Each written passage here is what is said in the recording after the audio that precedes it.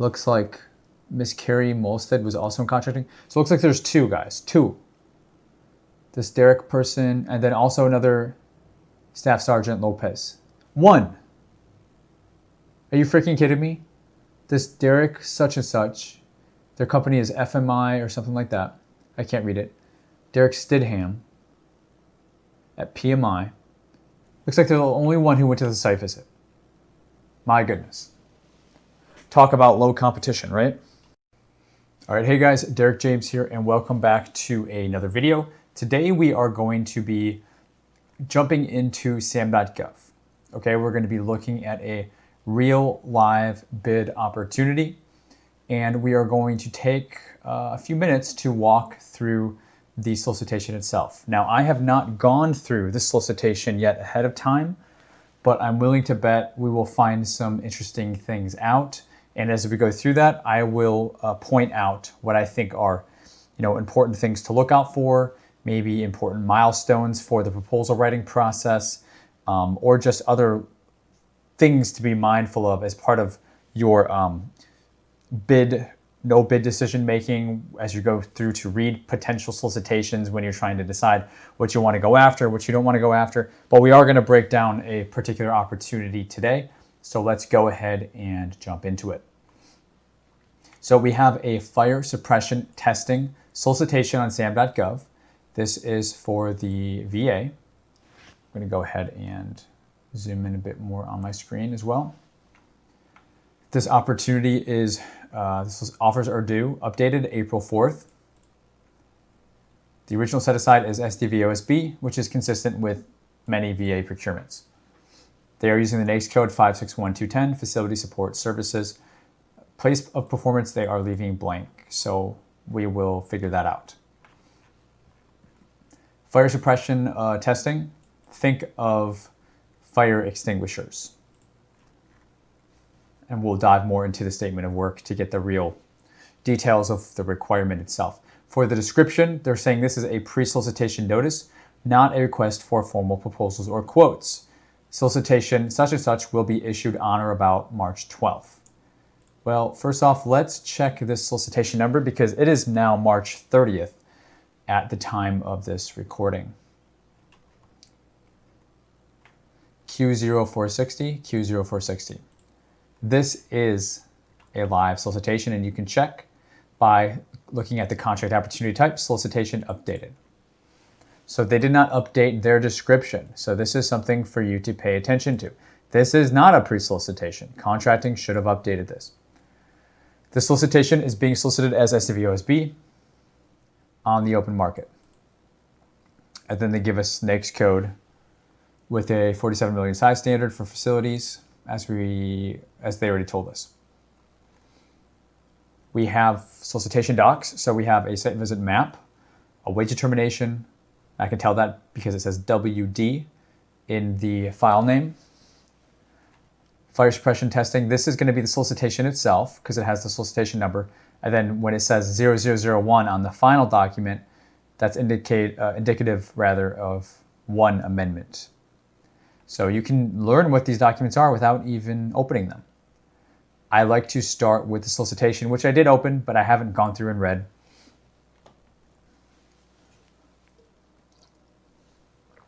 So we are hit with a typical standard form, SF1449 form,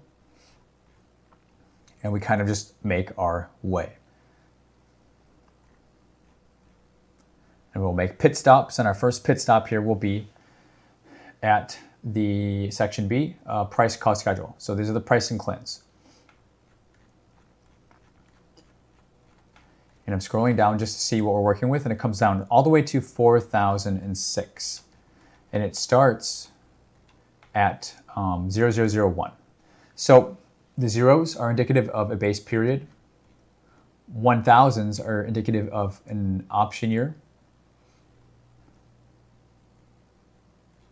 And then so on and so forth, 2001, 3001, 4000. So just by kind of reading the tablets, reading the stones, we can make a pretty good guesstimate that this is going to be base plus 4. So 5-year contract for fire suppression testing. We haven't even read statement of work, nothing yet. So for CLIN 001, they're telling us June 1st, 2025 through May 31st of the following year. Perform annual inspection, maintenance, and testing per the PWS. They're giving us a host of buildings to be inspected. So this CLIN, they're calling as one job. So they want this done once per year. Perform annual inspection, maintenance, and testing. Makes sense, right? Annual is once per year. So that also corroborates. So we're going to start piecing this puzzle together. CLIN 002, semi-annual inspection, maintenance, and testing for kitchen hood suppression system for some other buildings. Okay, this is still in the first base year because we're still 002. But now this is different. This is semi-annual, which means every 6 months. So they're saying 2 jobs, which makes sense because they want it done twice a year. And then CLIN 003, quarterly inspection, maintenance and testing for some other areas. That's 4 jobs. So 4 times a year, makes sense. It's quarterly. You get this? This is not so hard to follow. Then quarterly reports per the PWS, 4 of those per year. Going to be more like contract manpower reporting, CMR type stuff. CLIN 5, ITM service for extinguishers and fire sprinkler systems. Not sure what ITM stands for, but we'll find out. But it sounds like they are servicing the equipment in Building 20 and the Building 20 lab, specifically one of those. Okay, that's an annual. Emergency repair service, kind of like a safety net CLIN. Hourly repair rates, they're telling you we'll pay you $83.04 per hour to have emergency repair services. So they want to know what you're going to charge them for that. My guess, without diving too much into it, is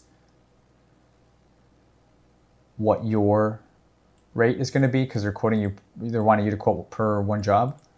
So if they call you, if you have to do this once, what are you going to charge?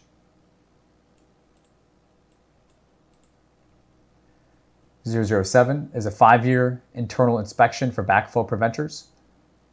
Okay, so this is a 1 job. And it looks like they want this in the base year. So it'll be interesting to see if they're asking for this in the subsequent option years, because it's for 5 years and this is a 5-year contract. So now we get to the 1000s, 1001. Okay, so we're going to see all the same stuff repeated. So it's going to go much quicker now. 1002, 3, 4, 5, 6. And guess what? That 7 marker, the 5-year internal inspection, we don't see a 7. It fell off. It ends at the hourly repair rate. So my guess, I haven't seen this before.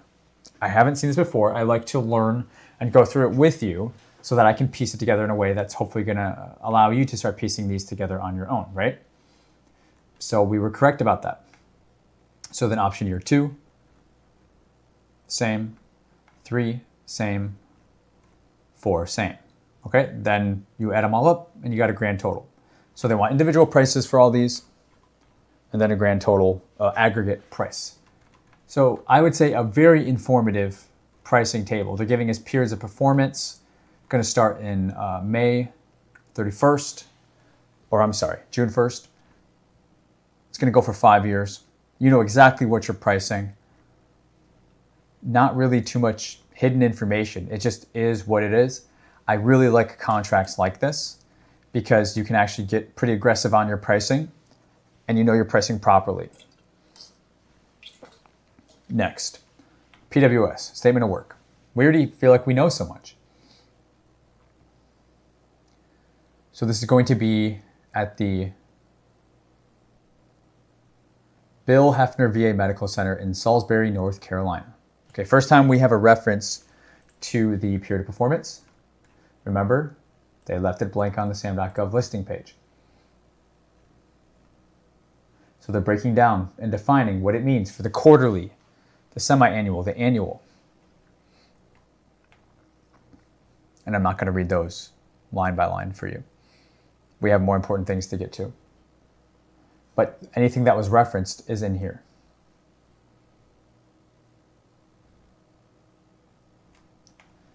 They are saying contractor will add $10,000 for repair cost of findings yearly. And the safety office will receive your quotes. And then once the funds are used with that year, the sprinkler company will continue to provide quotes for issuing PO numbers. The safety office will have the choice which quotes will be pulled through which funds. So it sounds like as you're going through this, and if you find issues, there's a $10,000 repair bucket yearly that they have. And they may allow you to make those repairs, which would be good because that's more money on your contract, right? So it's actually good to look and inspect. They're incentivizing you to do that. But that's not going to like be built into this contract. They're saying it's a separate bucket. It's going to go through the safety office. It's going to be as a kind of first come, first serve basis. Okay, they're spelling out the equipment, the buildings, listing some special conditions.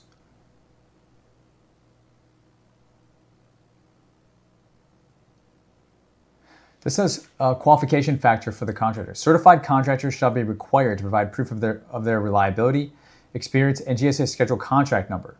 Okay, so this is interesting, right? Why is this on sam.gov if they in fact are requiring a GSA schedule contract number?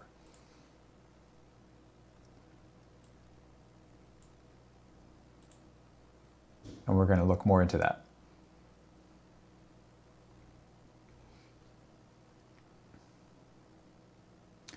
For site visits, you may inspect the site, of course, on March 19th. So it looks like that may have already passed at the time of reading this. And here for the period of performance, the POP, they are acknowledging the same dates that we found inside the pricing CLIN tables.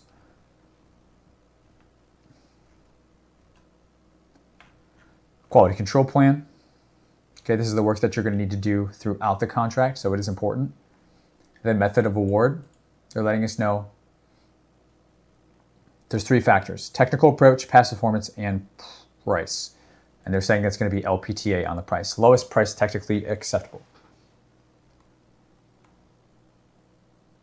But when the technical and past performance are combined, they're significantly more important when compared to price.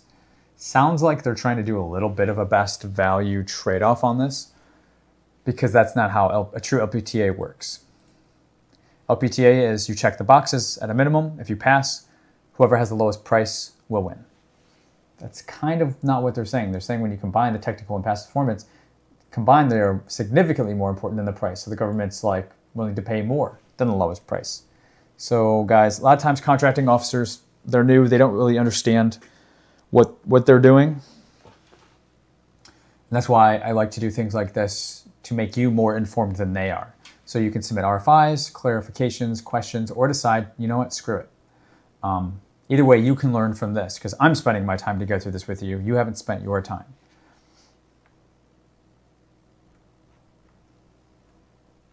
Contract clauses. We will speed up through these.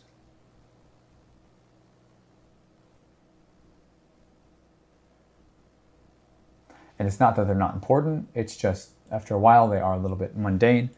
You definitely want to read the clauses in your contract, pop them into Google or whatever search engine you use, and understand what they mean, understand what they're telling you. Reps and certs.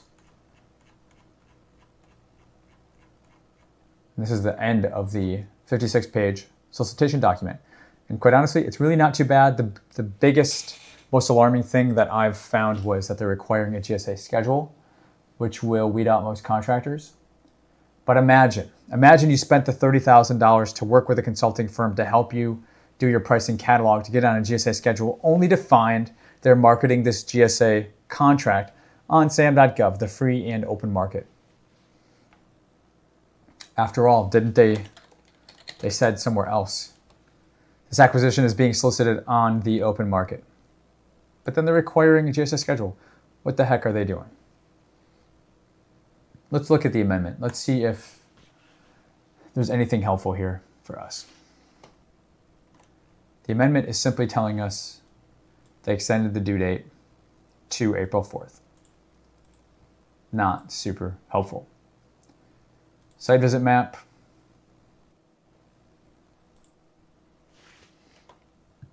If you're working with a fire suppression company, you'll want to provide them this sanitized information.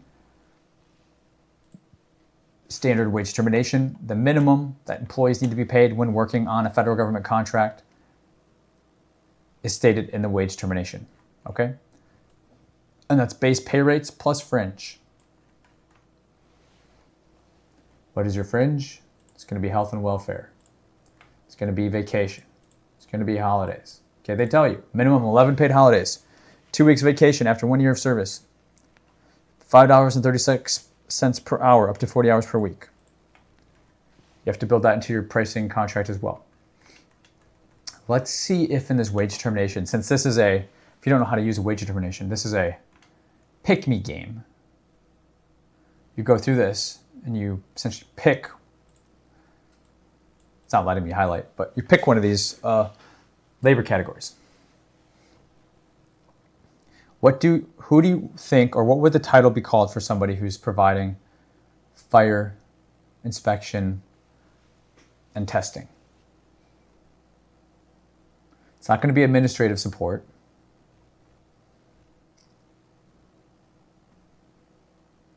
Could be a general services.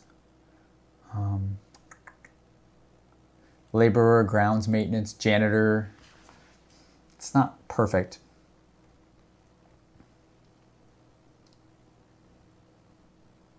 We have health occupations, not going to be there. IT, instruction, laundry, material.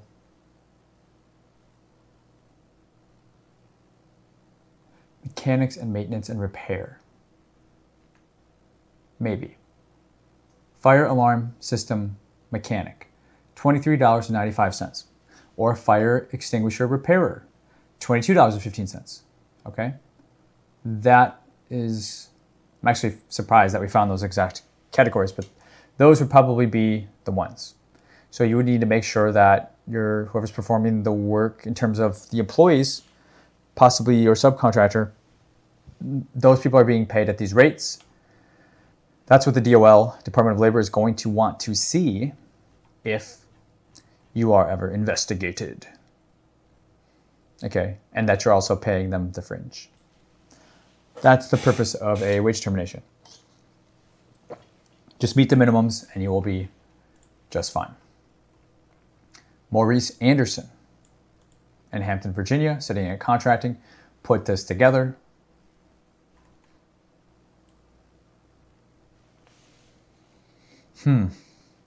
I think the course of action is going to be, first course of action, email or call Maurice, clarify the GSA schedule thing. And then if you're like me, you're going to be a little cocky and say, why are you putting it on sam.gov? It's misleading. It's confusing. Keep it on GSA eBuy if you want to do a GSA schedule. Unless it's not, you just have to be SDVOSB to bid on this. In which case, the pricing is very straightforward. It's a nice, juicy 5-year contract. It's pretty straightforward. I like it a lot. And I chose this as an example because there are a lot of contracts for this. So if you win one, you can maybe win many and build a whole business off of it. And there's lots of teaming partners that provide this too. So finding subs should not be challenging for you. Makes sense?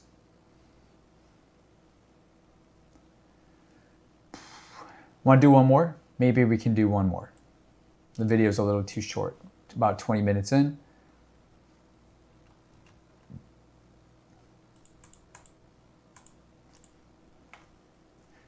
So I have another one. I pulled up 3 just in case. So another one is furnishing management services. I haven't even opened up anything in this yet. This is for the Air Force. Due April 7th. SDVOSB once again. Facility support 561210, facility support services once again. Grand Forks Air Force Base, North Dakota. Again, furnishing management. Furnishing sounds like furniture. Sounds like desk, chairs, tables, maybe couches.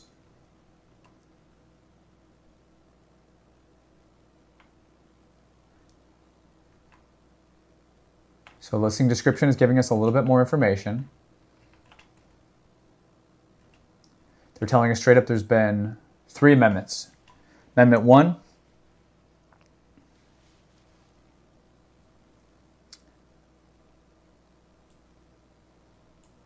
says they've highlighted the change. Amendment 2 has updated the due date. And Amendment 3 has posted answers to Q&A. So we know we got that. They're giving us the attached documents. So we have a statement of work, we have a wage determination, we have past performance list of references, and we have clauses. Okay. Well, we can also read the documents again. Q&A, site visit sign-in form, PWS. Looks like revised solicitation, wage determination, past performance, and clauses. So exactly as they've said. Let's look at the solicitation doc first.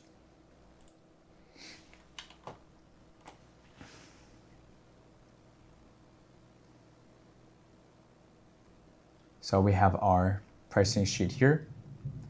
Furnishing Management Office. They're kind of doing quantity of 6 months. And they want you to price out per month and then multiply that by 6 months. Then they're saying reimbursables. They're already giving you a price for that, $10,000. Not sure what that is. Then unscheduled maintenance, they're giving you $20,000. And that's for a base, option year 1, 2, 3, and 4. So I'm not sure what these mean. It's not as spelled out for us as the last example. But we know it's base plus 4. And this work is going to start May 1st. And go through October 31st of 2029. So they highlighted the site visit, March 11th, already passed. Oopsies. Q&A date was March 18th. Now they're giving us the instruction to offers. So include the unit and total price from the pricing CLIN. If you're providing any discount, prompt payment, that's fine. And your POC and your quote must be valid for 90 days. So they want you to complete the pricing CLIN schedule for specific instructions, signed copy of the solicitation, and the list of the past performance references, which we'll look at soon. They're telling you the text shall be printed on black, single space and printed black on white paper. They do not want, or it says, black and white does not apply to graphics, photos, and logos are acceptable. They do not want elaborate artwork. It's not desired, it says. All pages shall be numbered. Government will review and evaluate the quote for completeness, responsiveness, and price realism. Okay, so they're saying price realism is important in this one. Okay, so here's the evaluation of the offers. Factor 1, total evaluated price, TEP. The total evaluated price will be calculated as the sum of the estimated total prices for all the line items, along with the 6-month extension. The proposed prices will be evaluated for reasonableness. And they have their methods for calculating that. Factor 2 is going to be the past performance.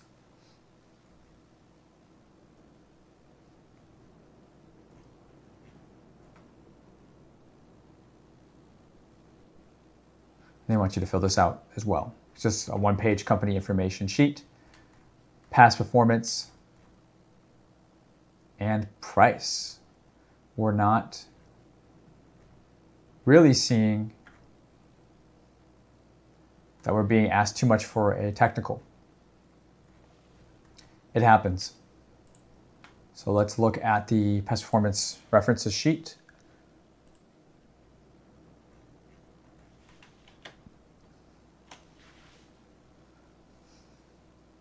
Where they ask for contract number, work performed, description, the period of performance, the contracting office, and the dollar values for each contract. If proposing to use a sub, include the percentage of work, splitting of cost, type of services that they performed for this effort, and it may have been 100%. If they did it 100% self-performed, and you're now using them as a sub for you.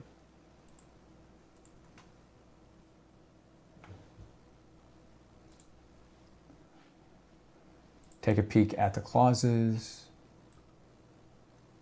Yeah, pretty standard stuff. You have to complete your reps and certs there. Site visit form, which is already passed, but just for learning purposes. There was 5 people who attended the site visit. One of them was Staff Sergeant Timothy Yoshihara and Melissa Pierce, who appear to both be in contracting.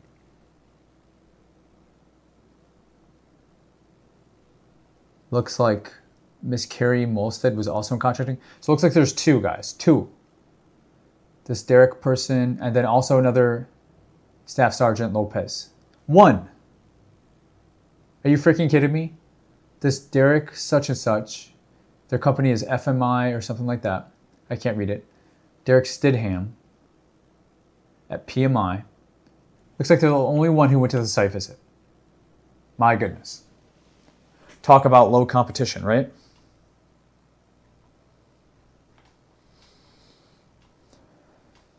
These opportunities are out there, guys. You never know until you get a little bit into it.